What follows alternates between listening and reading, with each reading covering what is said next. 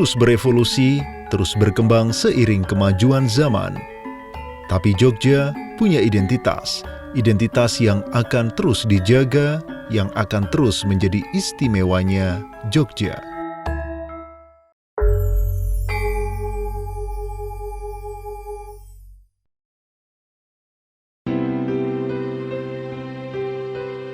Apa kata mereka tentang Jogja?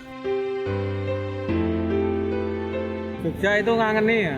Jogja itu klasik. Jogja itu istimewa. Istimewa, sebuah kata yang memiliki persamaan arti dengan kata khas, khusus, atau luar biasa, telah menjadi sebuah julukan yang disandang oleh Yogyakarta atau sering kita sebut Jogja. Bergabungnya Yogyakarta yang sebelumnya merupakan wilayah kerajaan ke dalam Negara Kesatuan Republik Indonesia melatar belakangi keistimewaan Jogja. Istimewa dalam hal sejarah, istimewa dalam hal bentuk pemerintahan, istimewa dalam hal kepala pemerintahan, dan tentu saja karena warisan budaya yang begitu kental membuat Jogja begitu istimewa.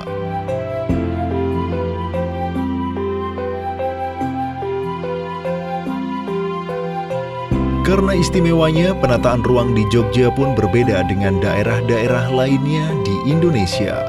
Penataan ruang keistimewaan yang merupakan sebuah sistem proses perencanaan tata ruang, pemanfaatan ruang, dan pengendalian pemanfaatan ruang yang dilakukan terhadap tanah kasultanan, tanah kadipaten, dan satuan-satuan ruang lain yang memiliki nilai keistimewaan. Ada 5 aspek kriteria dalam penetapan kawasan keistimewaan Jogja atau sering disebut satuan ruang strategis, yaitu aspek filosofis berupa gagasan abstrak atau spiritual, aspek historis berupa peristiwa atau tokoh yang berperan penting, aspek perilaku budaya berupa kebiasaan, adat istiadat, dan aktivitas yang mencerminkan nilai budaya, aspek saujana alam berupa bentukan alamiah, dan aspek cagar budaya, yaitu yang berupa keberadaan suatu benda, situs, struktur, bangunan, atau kawasan cagar budaya.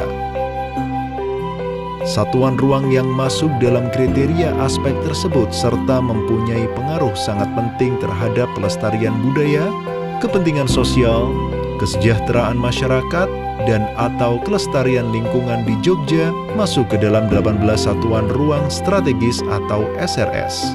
Penataan ruang keistimewaan dilakukan dengan cara mengembalikan, memperbaiki, menguatkan, dan mengembangkan fungsi ruang.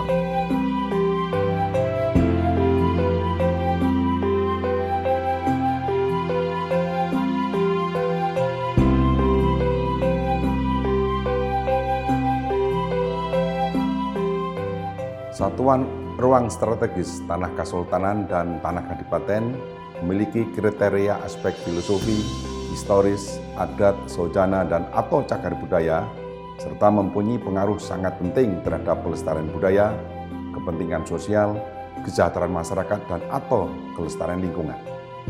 Tata ruang Tanah Kasultanan dan Tanah Kadipaten diselenggarakan berdasarkan asas pengakuan atas hak asal-usul, kerakyatan, demokratis, efektivitas pemerintahan, dan pendaya gunaan kearifan lokal. Berdasarkan Peraturan Daerah Istimewa Yogyakarta Nomor 2 Tahun 2017 tentang Tata Ruang Tanah Kasultanan dan Tanah Kadipaten, terdapat 14 satuan ruang strategis Kasultanan dan 4 satuan ruang strategis Kadipaten.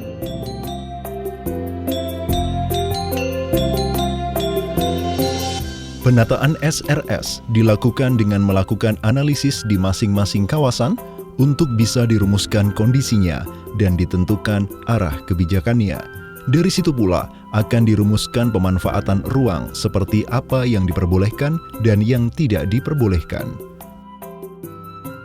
Karaton berfungsi sebagai pusat sistem spasial dari aspek spiritual dan budaya. Zona inti SRS Karaton adalah wilayah yang dibatasi oleh benteng ditambah alun-alun utara. Kawasan Karaton terdiri dari Karaton, alun-alun utara, alun-alun selatan, Masjid Agung, Dalem-Dalem Pangeran, perkampungan abdi dalam, serta beberapa fasilitas pendukung antara lain Taman Sari.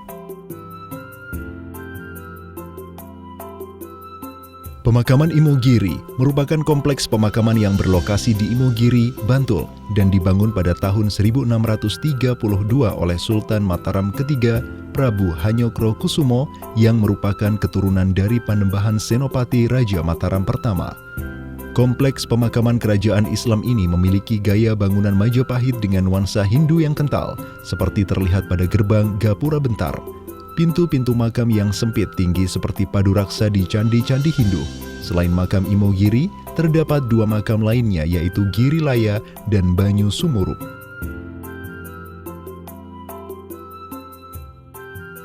Kawasan Sumbu Filosofi merupakan inti kota yang disebut Kutagara, yang membentang dari Tugu Pal Putih di sebelah utara hingga Panggung Krapyak di sebelah selatan yang dibatasi oleh Sungai Winongo di sebelah barat dan Sungai Code di sebelah timur. Sejarah panjang Kota Gede dimulai sejak pendirian Kerajaan Mataram Islam oleh Panembahan Senopati tidak lama setelah berakhirnya Kerajaan Pajang. Saat ini, di Kota Gede masih terdapat Masjid Agung Kota Gede, makam Raja-Raja Mataram, Pasar Gede, dan rumah-rumah tradisional dan rumah kalang.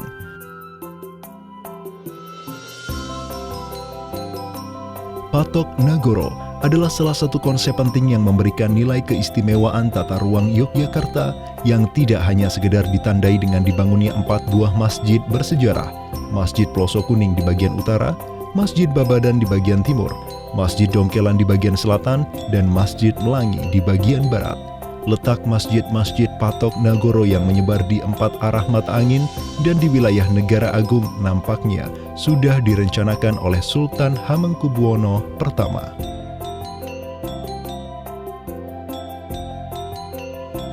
Gunung Merapi merupakan titik utara dari sumbu imajiner yang menghubungkan Laut Selatan, Karaton, Gunung Merapi, di mana terdapat situs Sri Manganti. Selain nilai dari sisi budaya, filosofi sumbu imajiner mencerminkan pengelolaan dan pemanfaatan ruang yang harmonis dengan lingkungan. SRS Gunung Merapi merupakan kawasan bernilai penting dan strategis karena berfungsi sebagai daerah resapan air yang bermanfaat bagi wilayah sekitarnya. Kawasan Pantai Parangkusumo merupakan titik selatan dari sumbu imajiner di mana terdapat situs Selagiling. Kawasan kagungan dalam gumuk pasir Parangtritis terbentuk melalui proses yang memakan waktu ribuan tahun dan keberadaannya harus dipertahankan. Pasir tersebut berasal dari material Gunung Merapi yang terbawa arus Sungai Progo dan Sungai Opak sampai ke muara. Ombak samudra yang menghantamnya hingga ke daratan dan membentuk gumuk pasir. Setahun sekali, Keraton Yogyakarta mengadakan ritual labuhan di Pantai Parangkusumo. Keraton Kerto dan Pleret pernah menjadi pusat pemerintahan Kerajaan Besar Mataram Islam pada abad ke-17. Dari Keraton Kerto, Sultan Agung memimpin zaman keemasan Mataram Islam dan menggerakkan perlawanan kepada Belanda. Kota Baru merupakan kawasan pengembangan dari pusat kota ke arah timur kota. Kawasan Kota Baru merupakan pemukiman Belanda yang dibangun dengan konsep Garden City. Karakteristik Garden City Kota Baru yang masih terlihat sampai saat ini adalah boulevard dengan pohon-pohon besar dan bangunan rumah tinggal dengan konsep landwis, rumah kebun atau rumah dengan halaman luas. Sebagai salah satu situs warisan dunia yang ditetapkan oleh UNESCO World Heritage Site, kawasan Candi Prambanan Candi Ijo memiliki banyak candi yang tersebar di dalamnya. Pola persebaran candi ini diduga menggambarkan adanya perbedaan jenis dan kedudukan setiap candi. Ada candi tingkat kerajaan, tingkat watak atau wilayah kecil, dan tingkat desa atau wanua.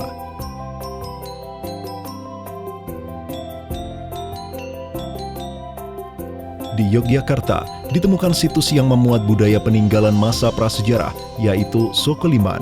Hal ini memberikan gambaran bahwa Yogyakarta telah menjadi aktivitas manusia sejak zaman prasejarah dengan ditemukannya budaya megalitik seperti menhir, arca menhir, dan peti kubur batu. Perbukitan Menoreh berada di 3 perbatasan wilayah barat Kabupaten Kulon Progo, sebelah timur Kabupaten Purworejo, dan sebagian Kabupaten Magelang, sekaligus menjadi batas alamiah bagi ketiga kabupaten tersebut. Letak Pegunungan Menoreh sebagian besar di daerah istimewa Yogyakarta, lebih tepatnya di wilayah Kulon Progo. Daerah Pegunungan Menoreh secara geomorfologi mempunyai bentuk lahan yang kompleks. Kompleksnya kondisi fisik Pegunungan Menoreh ditandai dengan adanya proses endogenik dan eksogenik yang bekerja pada berbagai batuan hingga membentuk bentang lahan yang ada saat ini. Masyarakat Jawa memberi nama pada kawasan berbukit di Tenggara Yogyakarta dan selatan Surakarta sebagai Gunung Sewu. Gunung Sewu merupakan istilah dalam bahasa Jawa yang dapat secara langsung diartikan ke dalam bahasa Indonesia sebagai Gunung Seribu. Secara etimologi, nama Gunung Sewu merupakan ekspresi dari karakter topografi kawasan karst di Tenggara Daerah Istimewa Yogyakarta yang memiliki bukit-bukit yang tidak terhitung jumlahnya.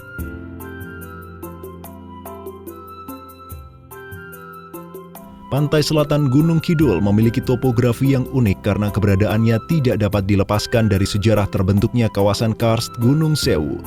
Diperkirakan pada kala Miosen atau Pleistosen Tengah, terjadi perubahan yang spektakuler berupa pengangkatan dasar laut. Pada awalnya, diduga kawasan karst berupa semacam teluk besar dan dangkal yang memungkinkan terumbu karang tumbuh. Pengangkatan dasar laut ini menjadikan terumbu karang naik di atas permukaan laut. Hasilnya tidak hanya terjadi perubahan garis pantai, akan tetapi juga perubahan karakter pantai menjadi bertebing.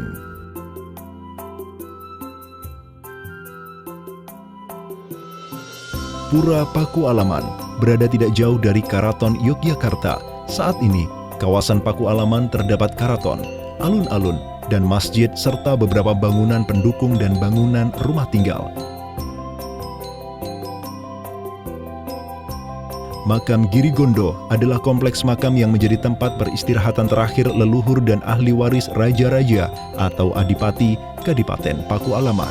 Lokasi kompleks makam ini terletak di Dusun Giri Gondo Kaligintung, Temon, Kulon Progo, Daerah Istimewa Yogyakarta. Kondisinya tidak jauh berbeda dengan makam raja di Imogiri. Kompleks makam Giri Gondo juga dibangun di atas sebuah bukit dan menghadap ke arah selatan. Tata ruang di pemakaman ini mirip dengan pemakaman Imogiri. Kawasan pusat kota Wates merupakan kawasan yang menjadi bagian dari sejarah penting bagi terbentuknya daerah istimewa Yogyakarta. Sebelum terbentuknya Kabupaten Kulon Progo pada tanggal 15 Oktober 1951, wilayah Kulon Progo terbagi atas 2 kabupaten, yaitu Kabupaten Kulon Progo yang merupakan wilayah Kasultanan Ngayogyakarta Hadiningrat dan Kabupaten Adikarta yang merupakan wilayah Kadipaten Paku Alaman.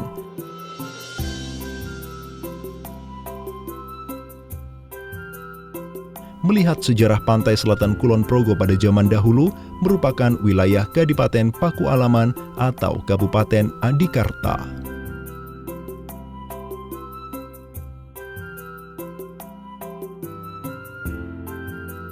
Dalam implementasinya, pemerintah daerah memiliki dana keistimewaan yang merupakan dana khusus untuk kegiatan-kegiatan yang kaitannya dengan hak-hak istimewa Jogja, salah satunya urusan tata ruang. Pelaksanaan penataan ruang tanah Kasultanan dan tanah Kadipaten dilakukan dengan cara mengembalikan, memperbaiki, menguatkan, dan mengembangkan fungsi satuan ruang. Upaya tersebut dilakukan dengan cara menata struktur ruang dan pola ruang, mengembalikan kondisi, melakukan pemeliharaan dan perawatan, melakukan perlindungan, melakukan revitalisasi kawasan, serta meningkatkan infrastruktur. Pengendalian pemanfaatan ruang dilakukan melalui perizinan pemanfaatan ruang, serta insentif dan disinsentif. Sedangkan untuk pengawasan penataan ruang dilakukan terhadap kinerja pengaturan, pembinaan, dan pelaksanaan penataan ruang. Dalam menjalankan kewenangan mewujudkan tata ruang tanah Kasultanan dan tanah Kadipaten, Kasultanan dan Kadipaten difasilitasi oleh pemerintah daerah dan melibatkan pemerintah kabupaten dan kota, serta pemerintah desa.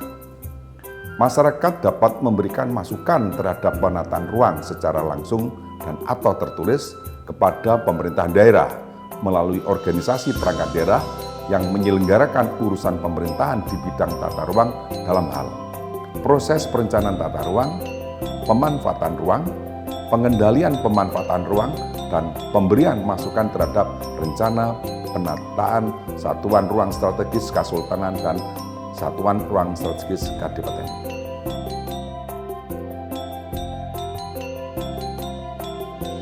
Perubahan memang tidak bisa dihindari. Kemajuan zaman terus bergulir. Jogja pun ikut berkembang, mencoba untuk selalu lebih baik, tanpa meninggalkan identitasnya, tanpa meninggalkan istimewanya.